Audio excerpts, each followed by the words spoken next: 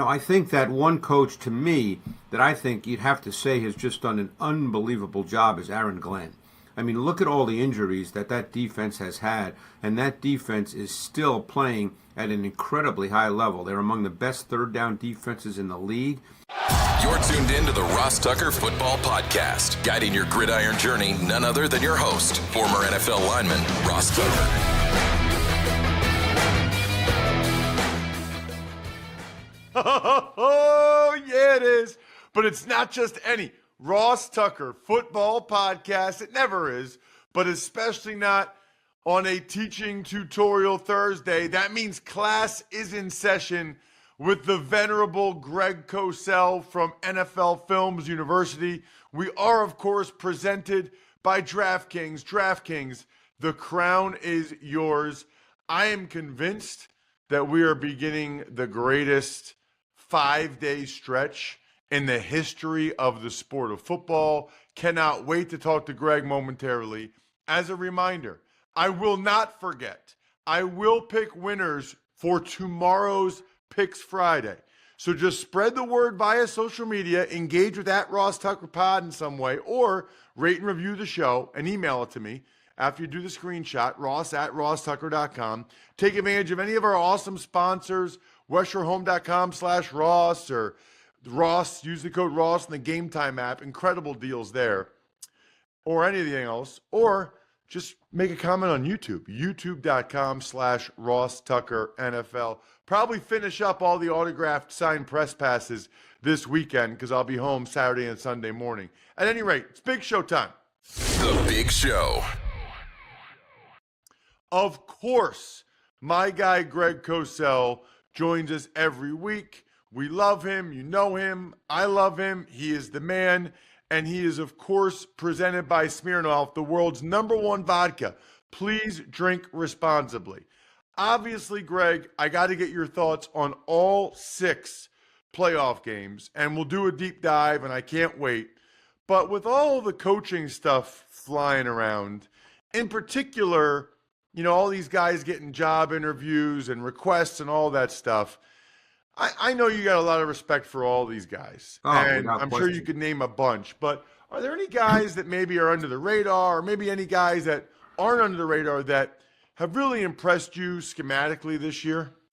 Yeah, and it's funny you mentioned that, Ross. I'm glad you said the word schematically because, unless you're in the building and in the business, truly in the building, you don't know about the personality. You don't know how a coach commands a room. You don't know how he deals with the players. All really we have and I have is the schematics. And, I think that one coach to me that I think you'd have to say has just done an unbelievable job is Aaron Glenn. I mean, look at all the injuries that defense has had, and that defense is still playing at an incredibly high level. They're among the best third down defenses in the league. Aaron Glenn has stayed true to his personality in terms of pressure, in terms of man coverage. I mean, who would have thought last week he would have put Amik Robertson on Justin Jefferson pretty much man-to-man the whole game, and Robertson did a very, very good job. So Aaron Glenn, when I see his evolution since he's been named as the Lions coordinator a number of years ago, I just think, to me, he really stands out from a schematic and tactical perspective. Well, he certainly did on Sunday night. And maybe we'll just start there, Greg, because we're not going to talk about the Lions otherwise. That was impressive. Greg, I don't think anybody expected that. 5'8", Amik Robertson, man-to-man on Justin Jefferson. And I didn't go back and watch y'all 22. It looked like almost every play they showcased it. They had an off-the-ball middle linebacker in Alex Anzalone, man-to-man on Hawkinson, which should be a matchup in the favor of the Vikings, should be where the Vikings go. I mean, you shouldn't have middle linebackers covering, high-end receiving tight ends, but felt like Alex kind of locked them up, Greg. Yeah, I will say this, though, and I think it takes nothing away from Aaron Glenn or what you just mentioned with Anzalone or what Robertson did in the game. But Darnold missed a number of throws that he's made all season that would have changed the game. I mean, there was one seam throw. It was actually 3rd and 18 in the first quarter from deep in their own territory. Hawkinson was wide open on a seam ball that would have gotten a first down and maybe more, and he just missed him badly. A lot of people wanted to talk in that game about the red zone. There were a number of those red zone plays that should have been easy, routine pitch and catch touchdowns. So Darnold just had one of those games that he just missed throws. But that takes nothing away from what Aaron Glenn, in a larger sort of 30,000 foot perspective, has done over the last number of years, and particularly this year, where I think the Lions have lost the most starters of any team in the league in terms of number of games missed. So, as I said, and I know Aaron Glenn, from what people say, has a really fiery personality. He may very well be really suited to be a head coach, but schematically and tactically, he's done a phenomenal job. You know what's funny about Aaron Glenn? I didn't think about this till right now, Greg. You know who he reminds me of a little bit as a player? Amik Robertson. That was Aaron Glenn. Super smart, super feisty, undersized. I mean, that was a big similarity between those two guys. And I think maybe that's a big part of why he thought, you know what? Let's go ahead. And I always thought I could cover these guys in a situation like this. Let's see if Amik can cover these guys in a situation like this.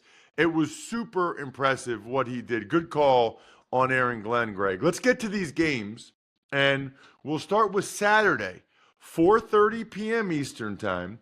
It's on CBS. It's the LA Chargers against the team that I did on Sunday, the Houston Texans. What jumps out to you, Greg? Yeah, these games, we could talk about each one for 20 minutes. I think that the Texans have struggled a bit on offense. We've talked about this over the last number of weeks. Obviously, they only played Stroud the first possession and their main guys the first possession. But their O-line has not played as well this year. They're playing against a pretty good defense that can definitely rush the quarterback with Bosa, with Mack. They're pretty multiple in their use of personnel. The Chargers, that is, they play a lot of big nickel because Derwin James is essentially a kind of a movable chess piece. He can play anywhere in your defense, including being a very, very good blitzer. So that side of the ball, I think, is I'm very curious to see how the Texans come out offensively in this game. On the other side, the Chargers, obviously, with Greg Roman there, they're going to line up in big personnel. They're going to look to run the football.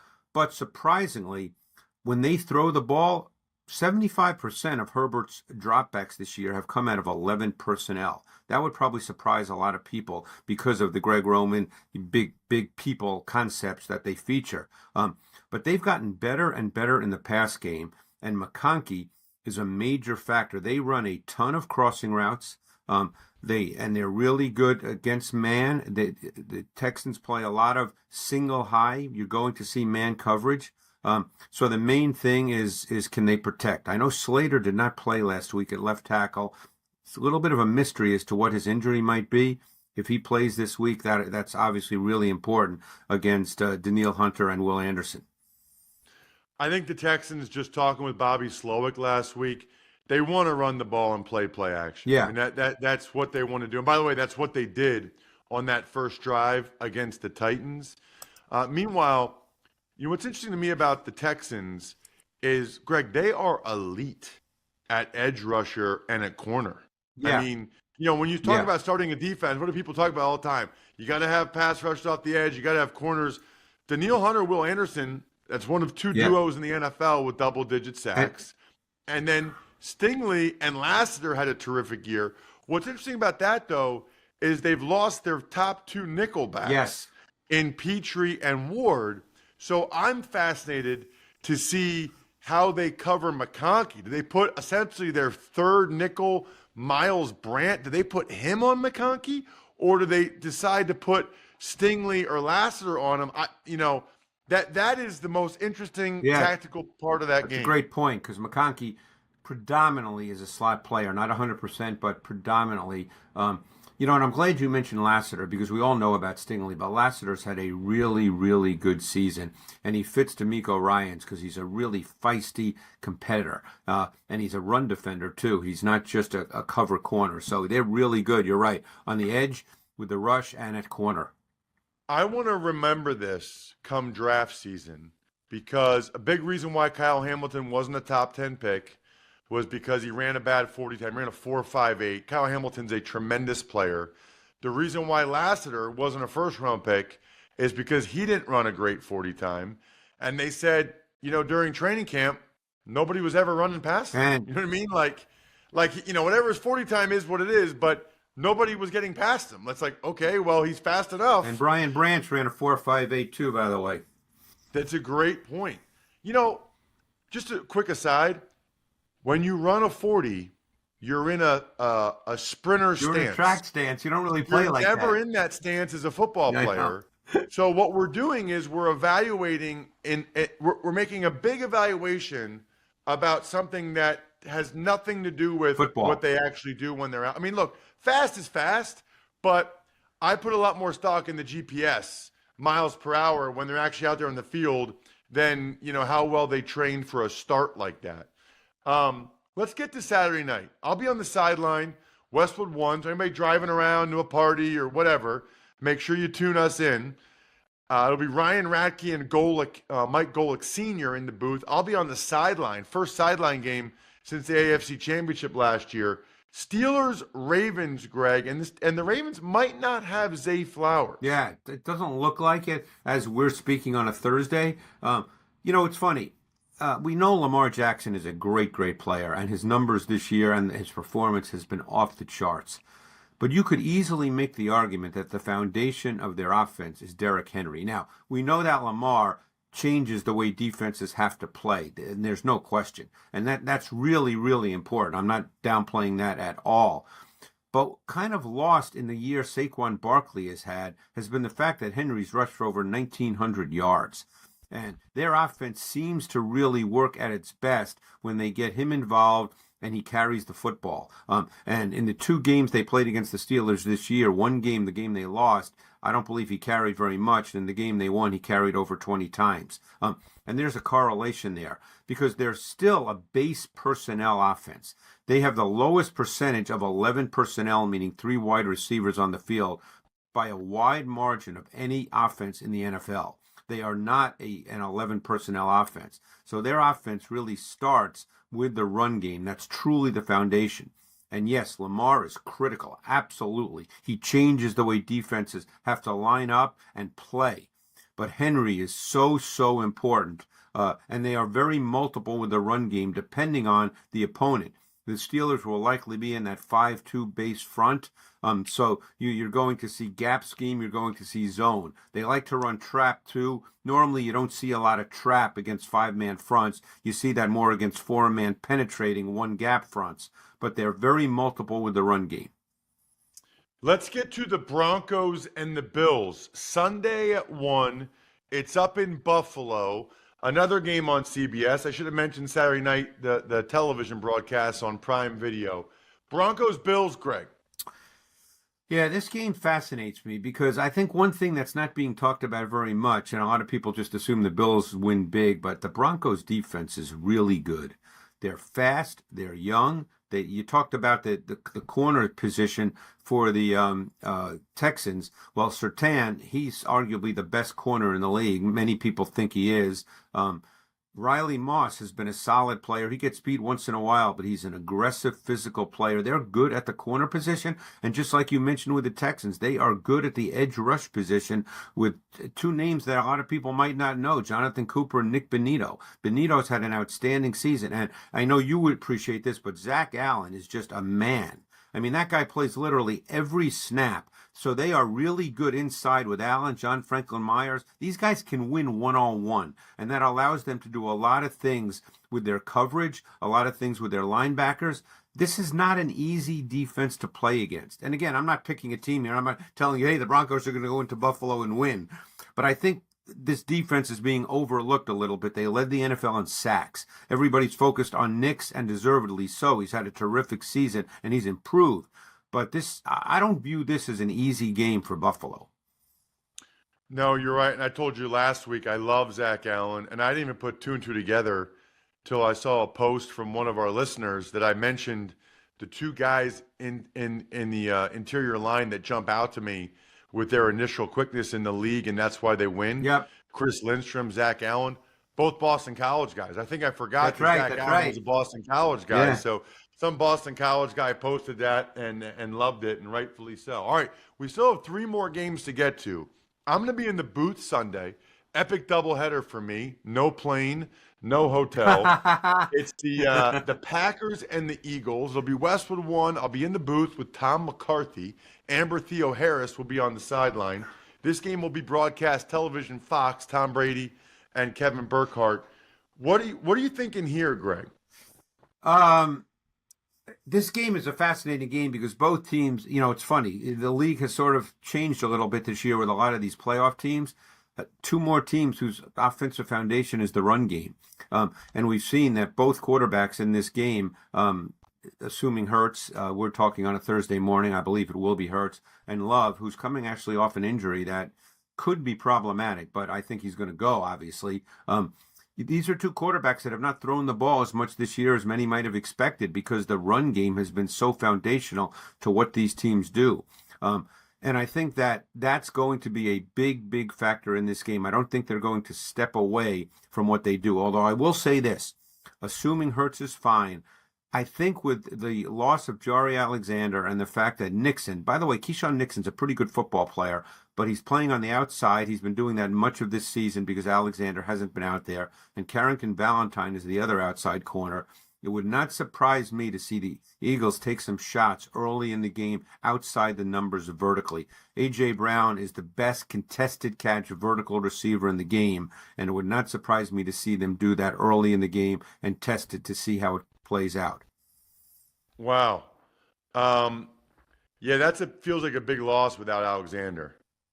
Yeah, and obviously he's missed a lot of time, so they're used to him not playing. But what that's done as well is it's brought Buller down as their slot corner. And last week, and again, I don't know Evan Williams' status, not a big name, but a really good safety for the Packers, a rookie this year. So they played another rookie, Oladapo, last week at safety. So the back end is where there's some concerns for the Packers because they're really good up front. They play 8-9 guys who all get 20-plus snaps. They have a great D-line rotation.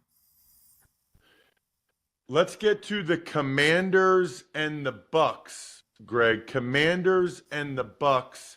That's the Sunday night game on NBC. Yeah, the Bucks, since they came back from their bye, which was week 11, Todd Bowles, who people know likes to blitz, he's gone crazy. They are blitzing at even a way higher percentage than normal.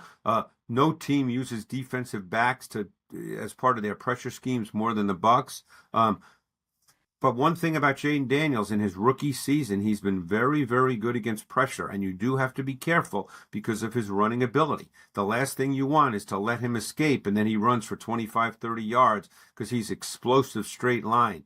But Todd Bowles is in many ways, he's been doing it longer, but he's like Aaron Glenn. He's going to blitz no matter who he's playing, no matter what. That's just who he is. That's just what he's going to do. I think that's a fascinating element to this game. I guess we don't know the status of Winfield at this point. They've had a lot of injuries as well on the back end. They're playing a lot of people in the back end that I'm sure a lot of people don't know who they are. A couple of things that impressed me about the Bucks. They have a good O-line. Yeah. They did, they lost, remember, they lost Kappa in free agency, and Ali Marpet retired, and Ryan Jensen was hurt, and they've kind of rebuilt that thing, Greg, to being a very good offensive line. And I also was did you see how much Baker used his legs last week? Yeah, he's done that to help the Bucs. That's a part of his game that we don't really talk about very much. I'm really glad you mentioned the O-line, Ross. Big surprise there that you mentioned the O-line. But here's because obviously this week I did a lot of research on the playoff teams. Bredesen and Mock started all 17 games. Wirfs and Barton started 16 of the 17. Only Gadecki, he missed 4. But they basically played with the same offensive line all season long. And you know how important that is. And while Bredesen may not be the best left guard in the league, when you're playing all 17 games, okay, that matters. That means something. And you develop that cohesion, especially when he's working with Wirfs, who's one of the probably top 3, you would know better than I, top 3 left tackles in this league. So that really means something. No question. All right. What about Monday night? And we'll get to this later in the show. I guess there's some chance the game could get moved to Arizona because of the Good. wildfires. Obviously, thoughts and prayers of God, I everybody can't. involved in that. Watching that is just so sad. It's incredibly Yeah. sad. The Vikings 14-3 on the road against the 10-7 Rams. You already said earlier in the show about Darnold missing throws against Detroit. What else jumps out to you about this one, Greg? I think what jumps out, there's so many things, as we know, but I think what jumps out, and we saw some of it last week, but it's been true all year, is the Vikings' O-line. And now you're dealing with a Rams pass rush. This is a really good, young, explosive group. I mean, they've got Fisk and Turner inside. They've got Young and Verse outside. These two teams played week 8, and that was an issue. The Rams D-line had dominant snaps against the Vikings O-line. And that to me is an area, everybody wants to focus, of course, on skill players in these games. But, you get into these games and people lose sight of D-line, O-line matchups. And I think that's a really, really important matchup in this game, that Ram D-line, which is young and really good and getting better, versus a Vikings O-line that has struggled throughout the season. Check him out on social media. He is the man. We know him. We love him. We talk to him every single week because you guys demand it. At Greg Cosell. Thank you so much, Greg. Thanks, Ross. Appreciate it. They're football's funniest family duo, only because Jack and I aren't family. NFL Super Bowl champs Jason and Travis Kelce team up to provide next-level access to life inside the league in their hit show New Heights. Plus, stories from a combined 21 years in the league, off-field shenanigans, and can't-miss A-list interviews. So they just had Caitlin Clark. Listen and watch New Heights wherever you get your podcasts. But if you want to skip the ads, catch new episodes early, and unlock access to exclusive episodes of the show, join Wondery Plus in the Wondery app, Apple Podcasts, or Spotify. So it all leads up to this. I've been talking about Smirnoff all season because they're not only the official vodka sponsor of the Ross Tucker Football Podcast, they're also an official vodka partner of the NFL and Super Bowl 59. What I love about it is you can get the world's #1 vodka without breaking the bank. Unbelievable. You don't want to be paying some of these other prices for vodka. Absolutely ridiculous. I had a decent amount of vodka drinks last week, which were lovely while I was with my family celebrating New Year's Eve. Big fan of vodka with Gatorade or those type of mixers where you're hydrating while you're getting some incredible Smirnoff. Delicious. Please drink responsibly. Smirnoff number 21 vodka, distilled from grain, 40% alcohol by volume. The Smirnoff Company, New York, New York. Pricing is at the sole discretion of the retailer, may vary by state. Please do not share with anyone under legal drinking age. Smirnoff, we do game days. Playoff season is here, and the only thing better than game day predictions are the foods that come with them. Introducing Tums Fantasy Football Pool, brought to you by Tums, America's #1 antacid brand, and DraftKings. Each week leading up to the big game, turn football into foodball by building your best game day plate for a shot at winning a share of $40,000 in cash prizes. Inspired by game day bites and tailgate treats, join the Tums foodball action during this playoff season's most heartburn-inducing time. Visit DraftKings.com/foodball between January 6th and February 9th to enter for free and select your game day plate before the start of each playoff round. Age and eligibility restrictions apply. Void where prohibited. See terms at DraftKings.com/TumsFoodball. When you feel the heat of the game, don't let heartburn keep you on the sidelines. Try Tums Chewy Bites with a tasty outer shell and soft center for fast relief of heartburn, acid indigestion, and upset stomach. Check out Tums Gummy Bites, featuring a soft and easy-to-chew format for fast relief of occasional heartburn, acid indigestion, sour stomach, and upset stomach. Both available at Amazon, Target, and other major retailers nationwide. And for more heartburn relief fun, be sure to follow Tums at Tums Official on Instagram and TikTok. Tuck's Takes. All right, Ross, before we get into the NFL news, we've got a huge game tonight, and I need your thoughts on it. Penn State, Notre Dame. I can't wait, man. I'm checking out the Game Time app. It looks like you can get in for $240, which is awesome. This is the game from my childhood. From 1988 to 1992, I went to 5 straight Penn State Notre Dame games. Grew up with Penn State season tickets, but family on my dad's side, Irish Catholic. So Penn State was my number one team. Notre Dame was number two. So 5 years in a row, I went to this game. I remember getting Tony Rice's autograph and Jerome Bettis and Rick Meyer when I was out in South Bend. Cannot wait for this game. Loving the fact that you can still get tickets on the Game Time app, which is awesome. I'm going to lean towards Notre Dame because they have the running quarterback. I just think, especially in college football, that is the difference. Those key third and fourth and shorts, those key third down scrambles. My pick for this game is Notre Dame 20, Penn State 17.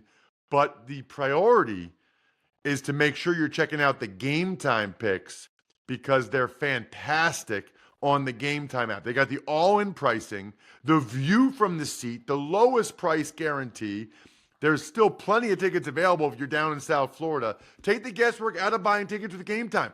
Download the Game Time app, create an account, and use code ROSS for $20 off your first purchase. Terms apply. Again, create an account and redeem code ROSS for $20 off. Download Game Time today. Last minute tickets, lowest price, guaranteed. Next up, the Vikings. They signed Daniel Jones to their active roster. Yeah, they did.